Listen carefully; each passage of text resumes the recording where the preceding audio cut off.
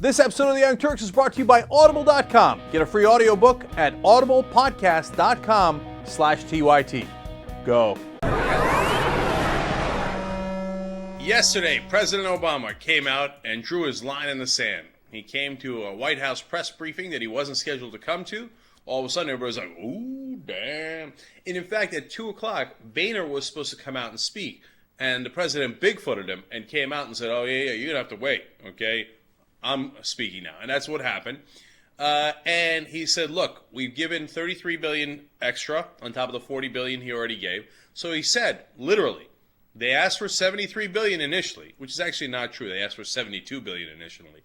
And he said, we've given them $73 billion, right? So we gave them, he didn't say it, but basically 100% of what they wanted, right?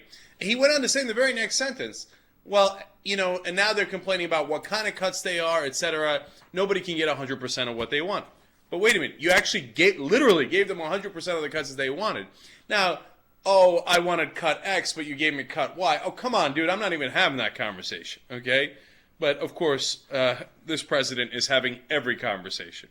So now, I was actually wildly encouraged by that. And I said, okay, look, finally, he seems to be drawing a line in the sand. Here it is, $33 billion extra, and we're not going any place above that, and they've got to take that deal. That's what it sounded like. Then Boehner came out and gave a sweaty, nervous press conference. It was kind of weird.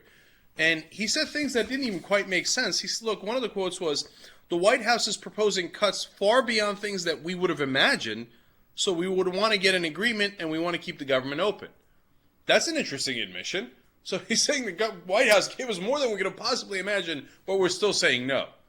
I don't know why he admitted that. I don't know if it was a slip of the tongue. I don't know if he was, anyway, you get the speculation. But hey, look, so he admits it. Great, fantastic, right? So it looks like, hey, we're headed towards, some sort of conclusion here. They had a big meeting earlier in the day in the White House. Now, they didn't get a conclusion there, but apparently the president standing his ground, and that's going to lead to a quicker conclusion. Since after all these years, I'm naive, I still get encouraged, I get hopeful, right? A lot of people think I'm tough on the president, and I am, but internally, every day I wake up hopeful, like maybe, right? So what happens after the dueling press conferences? The Republicans come out and say, yeah, we want $7 billion more. We want $40 billion in cuts. When you include the original 40, we want $80 billion in cuts. Okay, so here we are. Government shutdown is coming on Friday, and the president says he will not do any more extensions.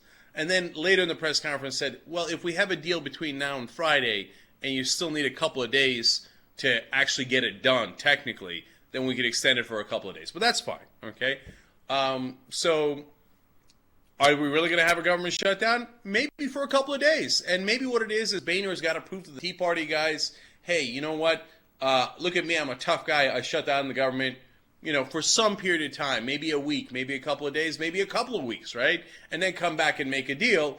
And so he could have his bona fides with the Tea Party, right? So that's entirely possible, too, because no matter how much you give him, even if he admits he gave more than he could have possibly imagined, he still wants more, right?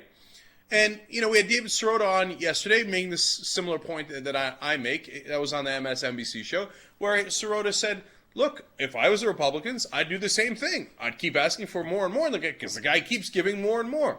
He's not good at negotiation, right? Well, it's because they have different priorities. And you have to understand this, and this is important.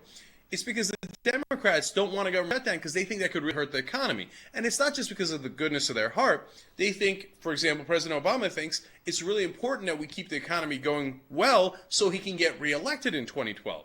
Whereas the Republicans think, look, I got all this pressure from the Tea Party to shut it down.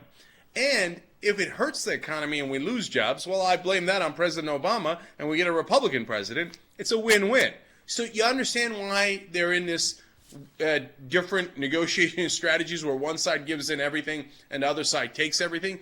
That's because they have the different motivations. So understand that. Now, finally, now that the Republicans have asked for $7 billion extra, do you think that they will get a little bit more than the $33 billion that the president seemed to draw the line in the sand on? Again, yesterday, as I was thinking it through and I was talking to some people at the office, I thought, well, maybe he'll stick to it. And then later in the day and then this morning, I was like, what was I thinking? Of course he's not going to stand on $33 billion. I mean, it's a fundamental naivete to think that President Obama would actually stick to principle or to his negotiation stance. All right, and again, as I say every time, I could be wrong. We're going to find out soon.